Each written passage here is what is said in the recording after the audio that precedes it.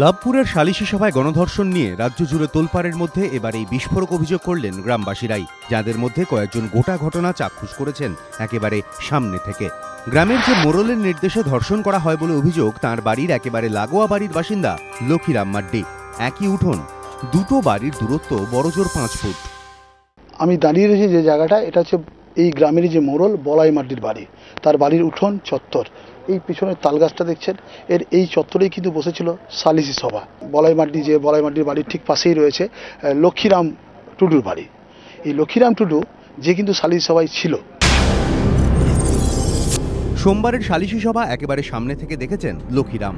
প্রত্যক্ষদর্শী লক্ষীরামের দাবি, সালিশি সভা মোটেই পুরোপুরি আদিবাসী সমাজের ছিল না। সেখানে ছিলেন স্থানীয় সিপিএম নেতা অজিত সোরেন এবং তৃণমূলের পঞ্চায়েত সদস্য অজয় মণ্ডল।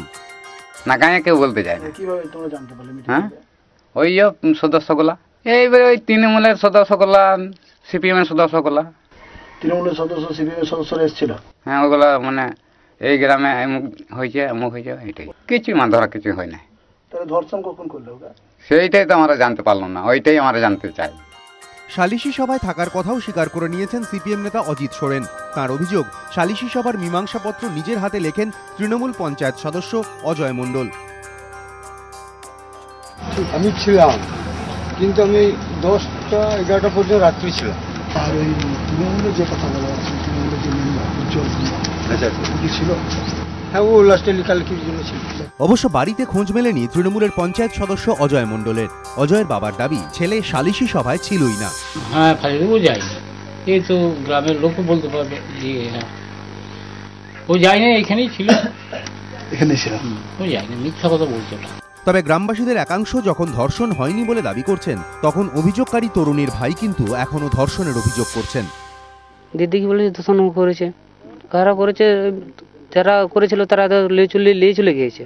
কেন করছে? ওই যে ধরেছিল, দিয়ে ওনাকে ছেলেটাকে বেঁধে ওনাকে বেঁধেছিল, ওকে খুললে তারপর কিছু ধর্ষণ করেছে। গোটা ঘটনা ঘিরে গ্রামের পরিস্থিতি এখনো রীতিমতো থমথমে। গ্রামবাসীদের চোখে মুখে আতঙ্কের ছাপ স্পষ্ট। এদিকে রবিবার গ্রামে যাচ্ছে সূর্যকান্ত মিশ্রের নেতৃত্বে এক প্রতিনিধি দল। রাজর্ষি দত্তগুপ্ত এবং গোপাল চট্টোপাধ্যায়, এবিপি আনন্দ, বীরভূম।